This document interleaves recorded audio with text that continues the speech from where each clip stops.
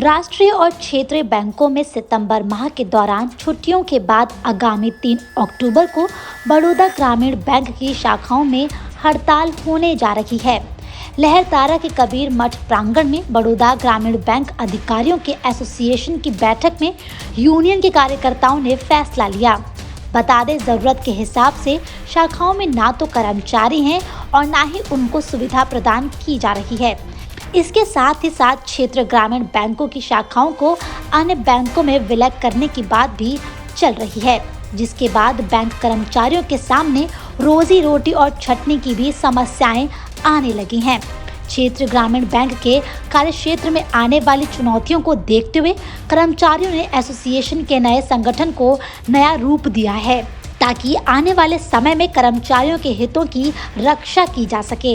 वहीं ऐसे में बड़ौदा ग्रामीण बैंक अधिकारी संगठन के अध्यक्ष सुधीर पांडे ने क्या कुछ कहा, आइए सुनते हैं। ये बड़ौदा यूपी अधिकारी संगठन उत्तर प्रदेश के 31 जिलों में कार्यरत है। इसमें 30 रीजन हमारे काम कर रहे हैं और इसका प्रधान कार्यालय गोरखपुर में है। किन बातों को लेकर बैठक चल रही है? ये हमारी आम सभा है। बड़ौदा यूपी बैंक अधिकारी संगठन एवं Baroda UP bank workers organisation की ये द्विवार्षिक आम सभा है। इस आम सभा में हम कई प्रस्तावों पर चर्चा करते हैं, जिसमें से कार्मिक समस्याएं भी रहती हैं और संगठनात्मक भी रहती हैं। संगठनात्मक चर्चा भी हम लोगों ने की है और कार्मिक समस्याओं पर भी चर्चा की है। और उन कार्मिक समस्याओं पर चर्चा करने के बाद हम लोगों ने कुछ निर्णय भी लिए हैं, जिसमें बैंक में इस समय वर्तमान में कार्यरत हैं 9 संगठन। हम 9 संगठनों ने मिल करके एक जॉइंट फोरम आप बड़ौदा यूपी बैंक यूनियंस के नाम से हमने गठन किया है। और बड़ौदा यूपी जॉइंट फोरम जो बना है, इसमें चेयरमैन के रूप में हमको चुना गया है सुधीर कुमार पांडे, और संयोजक के रूप में शिवकरण द्विवेदी जी को चुना गया है। ये जॉइंट फोरम जो बनाया गया है, ये बड़ौदा यूपी बैंक की 268 शाखाएं, रेशलाइजेशन की बात बैंक कर रहा है चेयरमैन। रेशलाइजेशन का मतलब इन शाखाओं को अब अगल बगल की शाखा के साथ विलय करने की बात हो रही है, जिससे कि बैंक का भारी नुकसान होगा। ग्रामीण बैंकों की जो स्थापना हुई थी वो सामाजिक हित के लिए हुई थी, और ये 268 शाखाएं बंद होने से ये हमारे बैंक का नुकसान भी होगा और देश का भी नुकसान होगा। इसके साथ साथ में एक गवर्नमेंट ने, अमेरिकन कंपनी है बोस्टन कंसल्टिंग कमेटी, जिसको हायर किया है, और उस हायर करने में उन्होंने बैंक को ये बताया था कि इसके बिजनेस को बढ़ाने के लिए इसको हायर किया है। लेकिन बीसीजी जो रिपोर्ट दे रही है वो ग्रामीण बैंक और ग्रामीण बैंक कर्मचारियों के विरुद्ध दे रही है, और उसी की सिफारिश पर ये 268 शाखाएँ हमारी बंद की जा रही हैं।